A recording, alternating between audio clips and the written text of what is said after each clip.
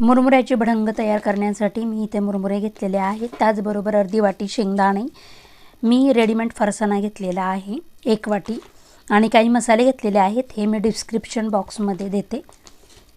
आता गॅसवर आपण एक कढई गरम करायला ठेवूया। त्याच्यामध्ये तेल गरम झाले की आपण शेंगदाणे तळून घेणार आहोत। आपले शेंगदाणे तळून झाले की त्याच तेलामध्ये मी जिरे मोहरी फोडणीसाठी, हिंग, हिरवी मिरची, कढीपत्त्याची काही पाने टाकून एक 5 मिनिटं आपण हे तळून घेणार आहोत। त्यानंतर त्याच्यामध्ये हळद टाकून 1 मिनिट हलवून आपण मुरमुरे टाकून घेऊया आणि हे सर्व एकजीव करून घेणार आहोत।